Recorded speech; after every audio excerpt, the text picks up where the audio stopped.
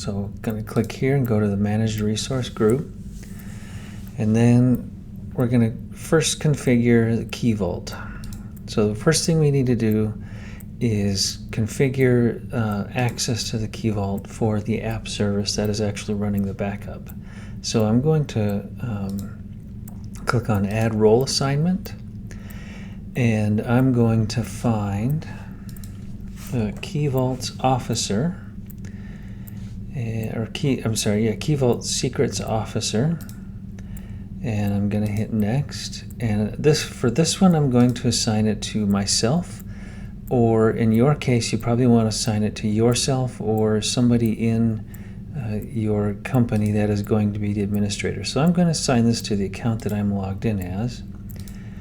And we go ahead and assign the Key Vault Secrets Officer to that account. And then the next thing we're going to do is we're going to add another assignment.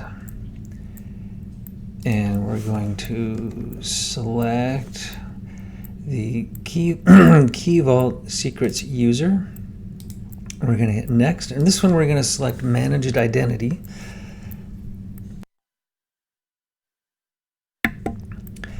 We're going to go ahead and select Members here. We have one app service, the one that we created. So we're going to hit Select there. And we're going to go ahead and review and assign that. And so now our app can connect to Key Vault and get the secrets that are inside of Key Vault. And that's all we need to do inside of Key Vault at the moment. So now the next thing we need to do is we need to go to Entra ID. So here I am, I'm in Entra ID for our test tenant. And we need to add a app registration to this tenant. And I'm going to add a new one, and I'm going to call this DataCapsule demo application. It's only going to authenticate to inside of this tenant, so we'll leave that alone. We're going to come down here to Business Central, and we're going to go to the Manage, and we're going to go to API Permissions, and we're going to click on Add a Permission.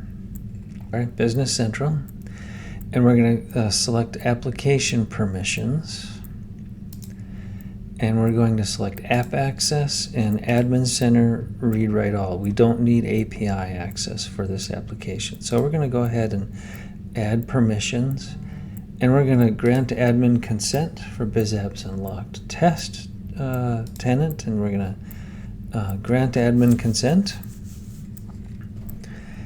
Then we're going to go down to Secrets and Certificates, and we're going to add a new secret.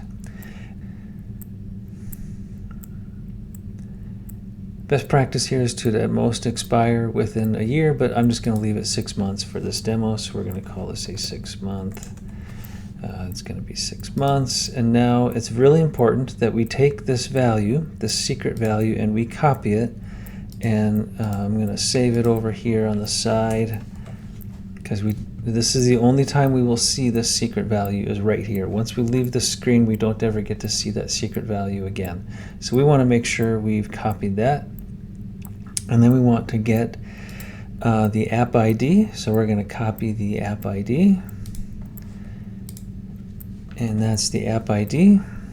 So we have those two values copied and saved off over in Notepad on the side. And we will go on to our next step, where we're going to add this app registration into Business Central. So we go to the BC Admin Center, and we go to Microsoft Entra Apps, and I'm going to authorize a Microsoft Entra app. Now, in order to be in this window, or in the BC Admin Center, you do need to be there's a Business Central admin role inside of Entra ID. You do need to have that ID. Oops, wrong. I don't need the secret. I need the application. So I need to add it here. All right, so for our next step, we need to go into Business Central, and we need to find our Entra applications inside of Business Central. And here we're going to create a new one. And again, I'm going to use that registered application ID that we just created a minute ago. That goes in the client ID. And I'm just going to put a description of here, and we'll call it DataCapsule Backup. So I'm going to enable this, and that's going to tell me a user will be created. I'm going to say yes. Now I need to assign a permission set to it. So the only permission set it needs is the D365 backup and restore. So we're going to add that. And now we have the application registered in both BC and the BC Admin Center. Now we need to go back to Key Vault and set up our secrets. So we're going to go to our Key Vault. We need to add the app ID and secret to our secrets. So if I'm going to go to our objects, I'm going to go to secrets. And we've pre-populated some secrets that need to be filled in. So our BC app ID, I'm going to create a new version of that. And again, I'm going to copy the app registration that we used earlier. And I'm going to paste that into here. And I'm going to hit create. Now that will create a new value inside of this secret. And then, oops, I went too far back. And then we go back to our secrets, our secret key. I'm going to, again, create a new version of that.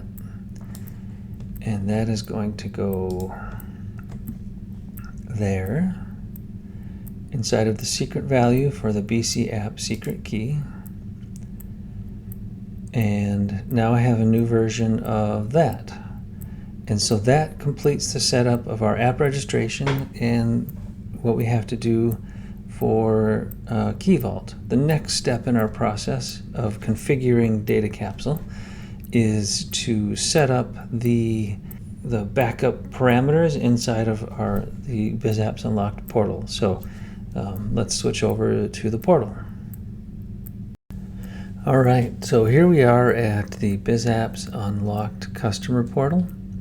You should have received an email when the setup was complete with a link to the portal, and that will take you through the registration steps. You can find the detailed steps on how to do that registration on the bizappsunlocked.com website. So we won't walk through those steps right now, but here we are at the portal. I'm going to go ahead and sign in. And I'm going to click on the BizApps Unlocked Customers button, and that takes me into the portal, and you can see that I have some subscriptions and I have DataCapsule. So let's go ahead and go into DataCapsule. You can see we are in the DataCapsule section of the portal, and we have one setting that is here waiting for us to configure it. The environment name field is blank because we haven't populated it yet. So let's click the little ellipsis right there, and we're going to click on Edit. And one thing we're going to note is the customer name. There's a GUID under here that we do need to capture and save for later use. So we're going to save that over in a notepad on the side. We'll need that later to put into our Key Vault. The BC environment name, I happen to remember that it is called production.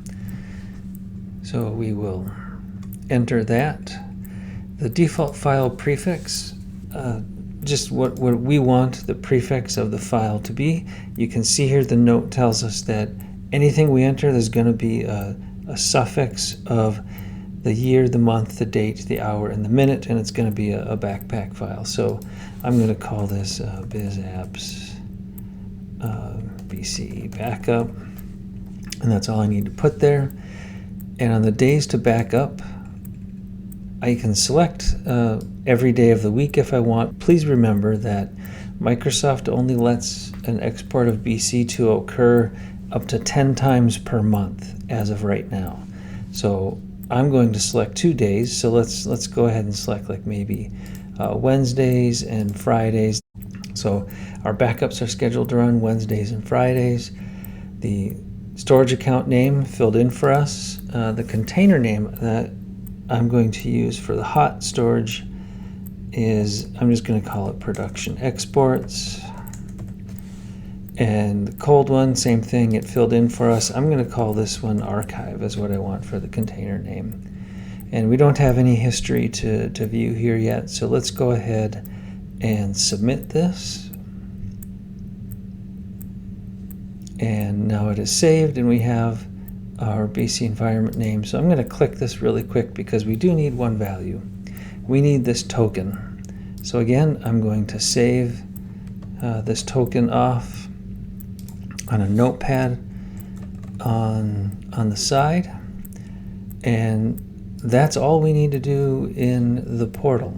So I'm going to go back to the Azure portal and in our key vault again. So we have our key or a secret for the client account GUID. So I'm going to grab that GUID that we saved a little bit earlier, and I'm going to click on new version like we have before, and I'm going to go ahead and save that. And now we have a new version of the client account GUID, and I'm going to do the same thing for client environment name. I'm going to enter production, just like I did in the portal. And then I'm going to enter the client token. So I'm going to copy that from my notepad that I saved earlier. And we're going to create a new version of that one. And the other secrets inside of Key Vault we don't need to worry about. The only reason you would have to modify the cold storage account key or the hot storage account key is if you got into a scenario where the initial install failed. And if you run into any issues with this, please contact our support team and we can certainly help you work those things out. So that is the configuration from the portal and all the way back into Key Vault. So now we are ready to run a test of the backup and make sure all the settings are accurate. So let's go back to our managed resource group, and we have an app service in here. So let's go ahead and open that app service. And we do want to check one thing just to make sure that it is configured correctly. So we're going to go down to settings and we're going to come down here to configuration, and it should be set up this way, but I like to just confirm just to make sure it is set up this way. So under the general settings, we can see the always on. That should be on. So that's good. We're good to go. And what we're looking for now is we want to go to the web jobs down here, and we should see our ER web job. And I can go ahead and click the run button to kick off a backup. And yes, I do want to run it, and I want to look at the logs again.